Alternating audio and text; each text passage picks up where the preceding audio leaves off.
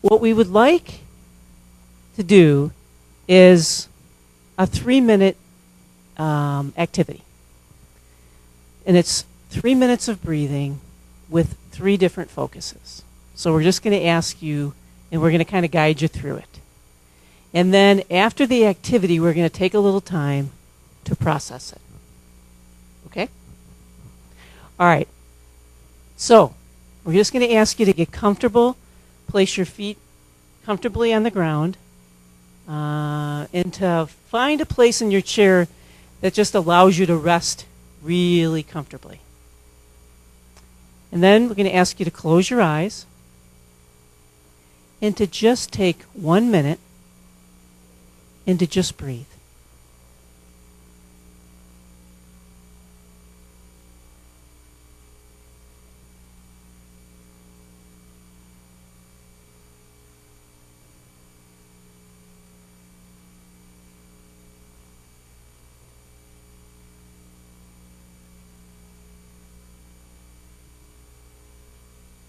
And just notice how you feel in your body.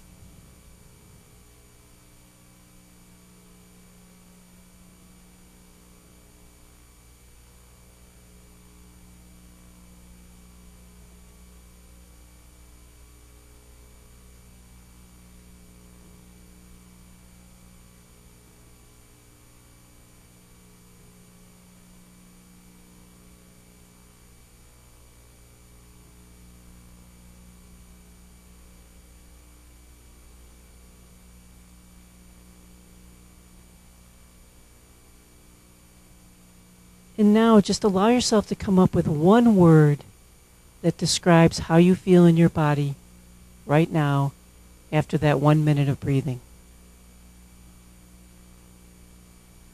Just kind of hold that thought, hold that word. And then for the next minute, we invite you to continue breathing. Continue to feel that pace of inhale, exhale.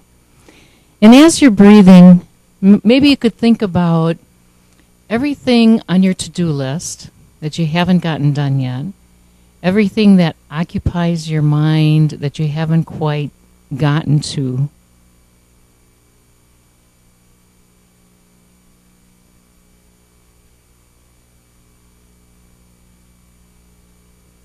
And as you breathe and as you think these thoughts,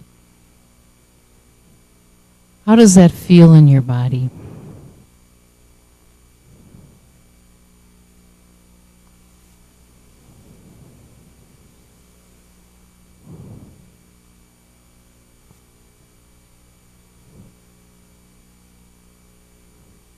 Is there a word that describes that feeling?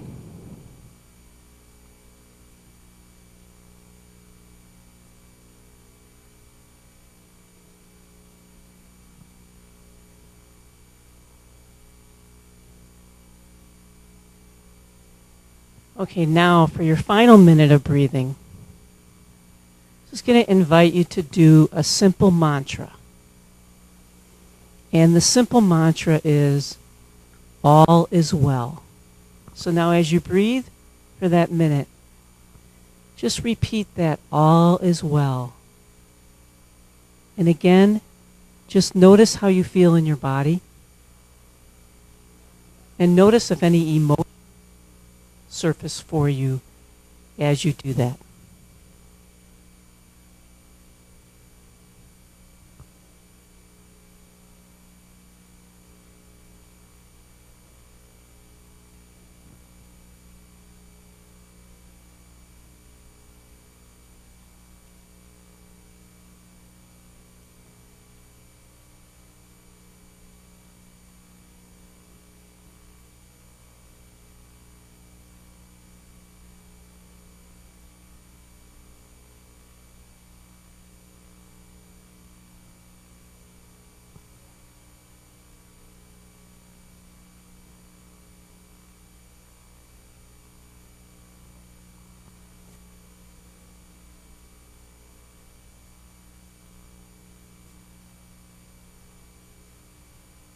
Okay, so now just, reviewing for a minute the 3 different minutes of breathing based on mindset or perspective, what did you notice? Did you notice a different feeling in your body?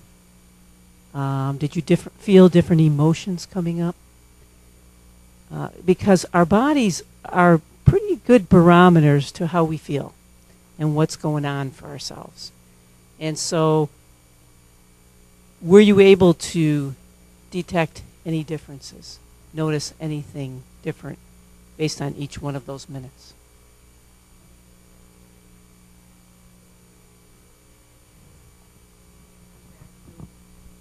To when you say all is well, back to the almost tranquil.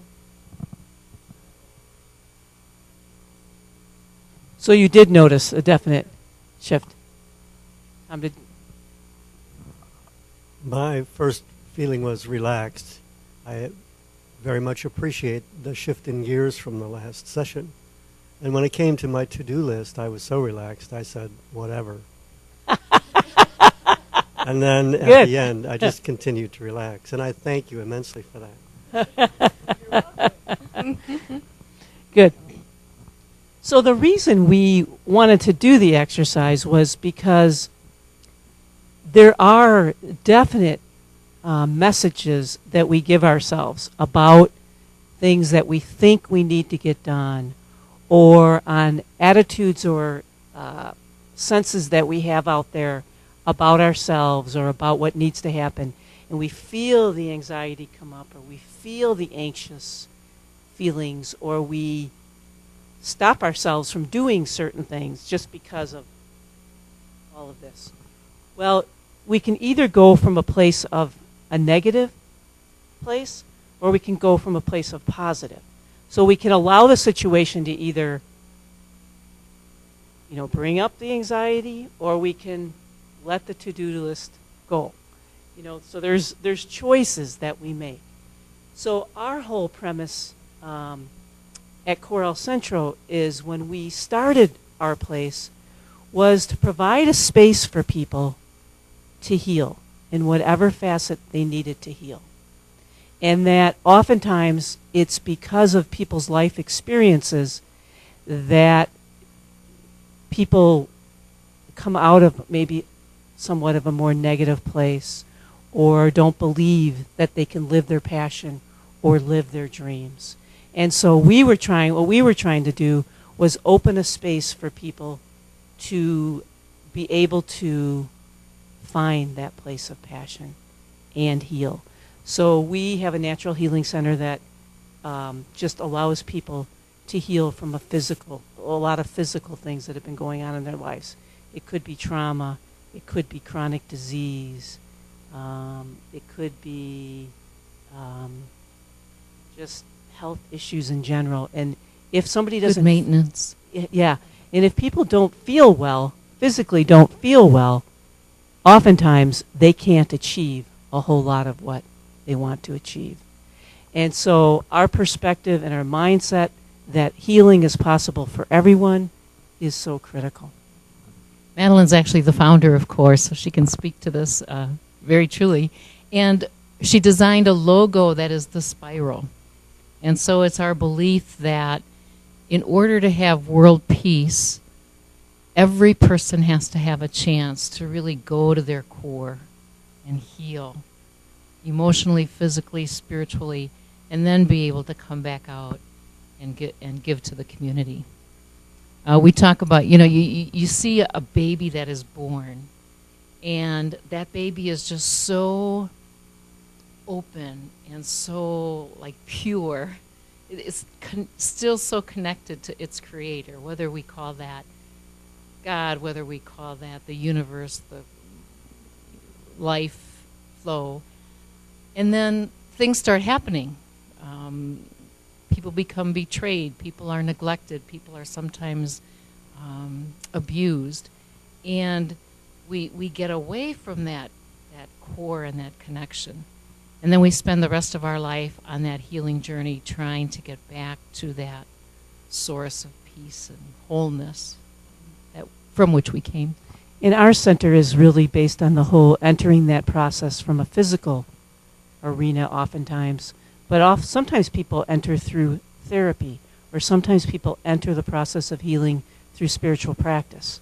Whatever their entry, it doesn't really matter, because I really do believe the journey is about coming home to self, coming home to connection, divineness, universal energy, so that we can all connect more freely. Instead of our belief that is that if you heal, you'll have less of a desire to judge people, compete with people, in war with people. What we would have a tendency to do more is celebrate people and live from a place of joy and passion. So that's why our idea is to just provide a space for people to find themselves in that deep connection again in order to get back to the world. So the kind of services we offer are like massage, Reiki, acupuncture, yoga, and we have a dance studio where people can do the yoga, the Zumba, Nia, dance classes, because movement and dance are also a great connector to joy. And one of the things we felt when we opened it was many of those things were available to people who had resources, but it was not really available for lower income or middle income that couldn't afford the full fee. So everything we do is based on a sliding fee and focused more on people who wouldn't ordinarily have access. So we're in our 12th year, 13th year, 12th year. It's been a journey, but it's been incredible to see the number of people connect and form community and heal that way instead of in isolation. It also became apparent a couple of years ago how important nutrition is to the whole aspect of health. And so we started with a community garden over at Mitchell Park at the Domes. And that worked well for a couple of years. And then a year and a half ago, in March of 2012, we moved like 3 blocks south here to the Clock Shadow building. And so now we have a garden on the rooftop so that clients can grow food and harvest food and have nutrition classes and healthy cooking classes and learn how to grow food in whatever space they have at their place.